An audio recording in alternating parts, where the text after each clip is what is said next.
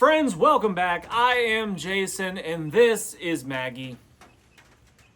Today we're discussing budget blades. I've got a budget blade from each kind of category and I thought we'd go through each one, the pros and cons, and why maybe a budget blade might be your best choice. Let's start off with probably the cheapest and a fan favorite, the Mora knife. This is the Mora 511. It's got a carbon steel blade. Comes razor sharp straight out of the package, ready to get the job done. The handles are robust. Try and break one of these things. Yes, they have a plastic handle and it's not a full tang blade, but try and break one. It is not easy. It's not easy to break one. You can really use and abuse these things, and for a $10 knife, that's what we paid for this thing, 10 bucks. For the price, I think it is pretty much impossible to beat the Mora 511. It is a blade that is inexpensive but will last you a long, long time. They come with a decent sheath, decent retention, clips onto your belt, hard to beat them. And as far as a budget blade goes, in the fixed blade category, that's my choice right there, the Mora 511. Let's move on to the folding knife category.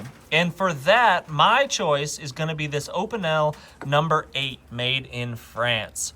I like the simplicity. I like the wooden handle. I like how lightweight they are. I mean, they're really light. It has a convex edge that comes to an extremely keen edge. I mean, those things are really, really, really very sharp, straight out of the box, ready for action. I like the simple locking mechanism. Yeah, it's not as fast as like some of your locking folders, your modern locking folders. It's not like a one-hand open and lock kind of deal, but it's classy. And I just enjoy using this OpenL No8. And for about 20 bucks, give or take, $15 to $20 is about what you can get these for. That is a hard knife to beat, and it will last you a long, long time. You can customize the wooden handle like I did here, which makes it yours. You know, it makes it your knife. And I appreciate the ability to do stuff like that on my blades. And you probably will as well. So the OpenL No8 for a folder, that is a good choice right there.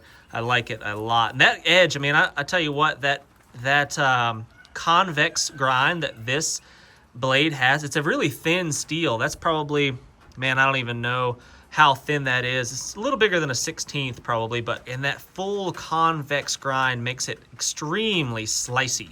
I mean, just for carving chores, if you want to do some fine woodwork carving, the OpenL No8 is an excellent choice. I think I prefer this grind, that full convex, over the Scandi grind that you're going to get on a Mora knife like this one right here. I like this, definitely, but I think that it's actually easier to sharpen the full convex than it is to sharpen the Scandi. If you're just sharpening these by hand, eventually it's going to probably turn into somewhat of a convex grind anyway. Moving on to the next category of blades, that is going to be a multi-tool like this Leatherman Rev right here. I think these are about 40 bucks. That's probably what you can find one online for. This one, I think I bought at Home Depot off the shelf. And just having a pair of pliers and all the tools that come along with it are great, but the blade, specifically what we're talking about in this video, it's a decent stainless steel blade. It gets the work done. It locks easily with that, what do you call that, liner lock? Easy open and close, not one hand open and close, but for $40, this multi-tool is pretty dang handy, and it's got a good keen edge on that blade right there from the factory. Doesn't need any work. It's easy to touch up, get back to a razor's edge with just a diamond stone or wet rock or whatever you're planning on using. That is a good knife right there. Not the most comfortable, I would say, for like longer chores. If you're doing a lot of whittling and carving and crafting and stuff like that, this handle is the least ideal probably that you could choose. But again, it's got all the other uses, you know, all the other tools, pliers and screwdrivers and whatnot on it. So for that reason, the Leatherman Rev right here is a great budget option. All right, let's talk big blades right here. This is a Trematina 18-inch Machete. You can get these off the shelf at Home Depot for about 20 bucks. They come with a kind of a nylon-y sheath that gets the job done. You can find them even cheaper online if you look hard for them that don't come with a sheath perhaps. but you can get them for probably somewhere in the $15 mark. If you buy them in bulk, you can get them for even cheaper, and that's what I did. I bought like 20 of them at a time. It's got a simple wooden handle that I've modified and I've cleaned up and I've shaped it to fit my needs and make it a little bit more comfortable. I wrap the blade right here, this portion of the blade here, so I can choke up on it, wrap it with some paracord, choke up on it, get closer to the center of gravity of that machete, and makes it more accurate, precise chopping. So I like that. I put a convex, really sharp edge on it. I give it a 90-degree spine. I force some patina. I do a lot of work. I put linseed oil on the handle. I do a lot of work to them to make them the way I like them.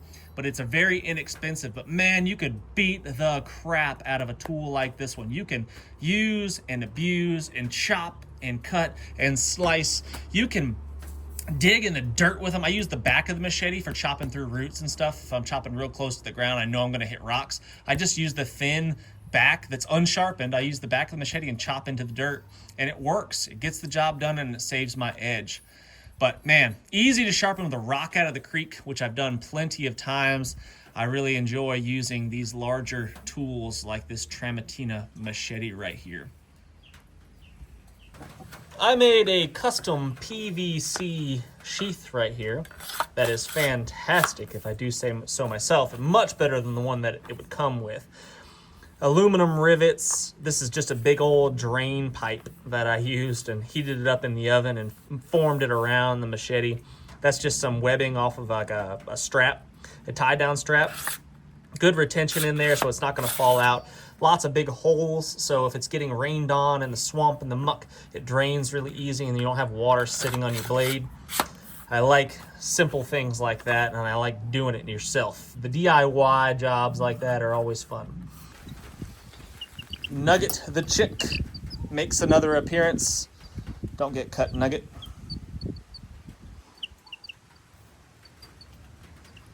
Come on, Nuggy.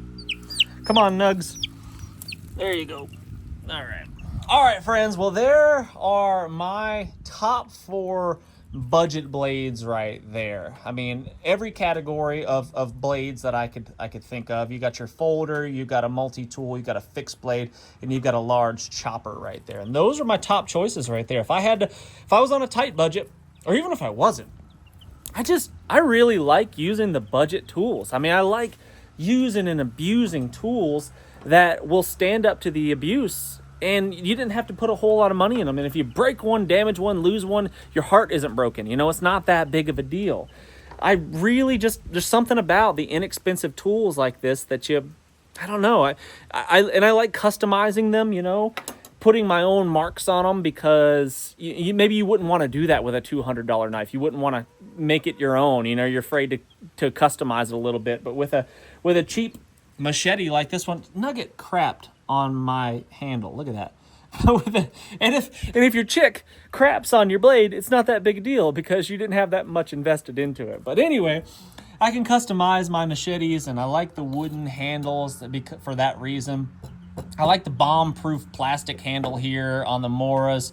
I like the simplicity. I like the durability, and I like that I didn't have to invest much money into it. So in the comment section, guys, let me know what your go-to budget blade is. Budget blades, you know, everything from the big choppers all the way down to the, the folders that fit in the pocket. Let me know what your go-to is. Let me know what your favorite is of these choices that I've listed right here, and why you like using the budget blades. Or are you the knife snob and you just refuse to use the budget blades and you'll never be caught dead with a plastic handled Mora like this one? Let me know. I want to hear about that in the comment section. I'd be happy to jump in there and have a little conversation with you. Thumbs up, subscribe if you haven't done so already. Links to these blades will be in my Amazon store. If you want to help out the channel, you want to help support my channel, I'd be really grateful for it. I'll get a couple cents off the purchase if you do buy one of these budget blades from my Amazon store. I'd be really grateful for it. But I'm pretty sure I've got all of these in there, so you should be able to find them pretty easy. And until next time, friends, what's the worst that could happen? Let's just go on 3.